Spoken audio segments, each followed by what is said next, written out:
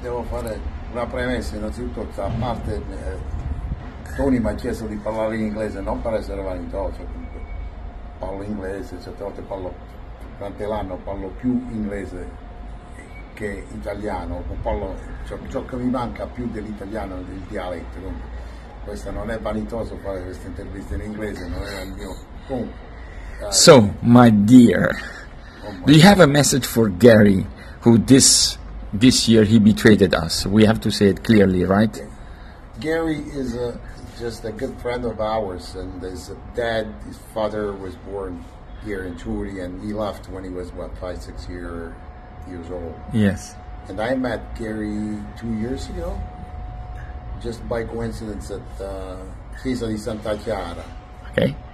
And so we became, not was Chiesa di Santa Chiara, it was somewhere else. Anyway, okay. He was introduced to me by somebody, and we became friends right away with him and his beautiful wife Margot. And after that, the day after, I was coming down to Via Sevilla, and I stopped at.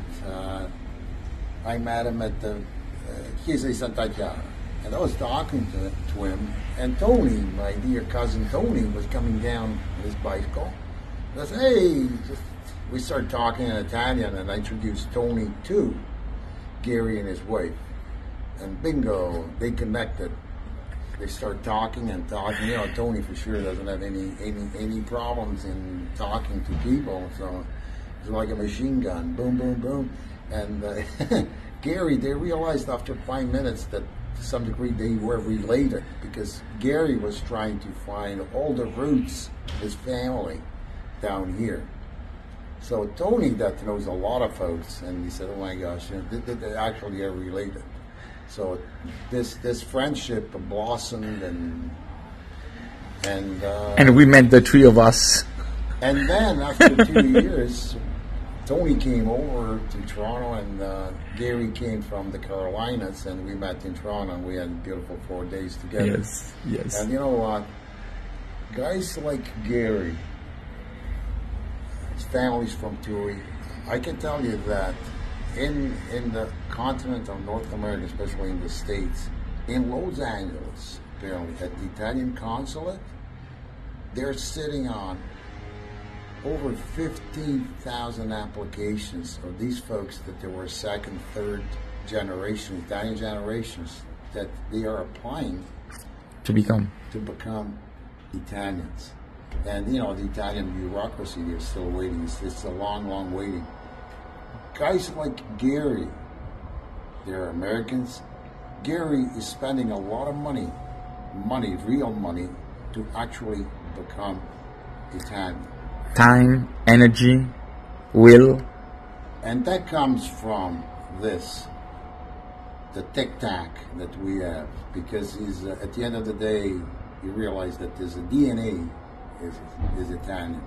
So to the folks down here in Italy that just love this country because it's very unique, and whoever the administration of it is secondary, but the beauty of this country is second to none, and the language, the Italian language, is second to none. It's the most beautiful language in the world. Mm-hmm. So I got pissed off when I turn on my TV in Canada. I pay $7.50 to watch Italian news, and you bombard it with English bullshit words that they're just a total failure, because the way our language is far superior.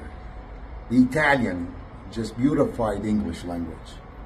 Now they think that English language is going to beautify the Italian language. It's bullshit. Anyway, that's my take on it. Great. And I'm very passionate about that. Anyway,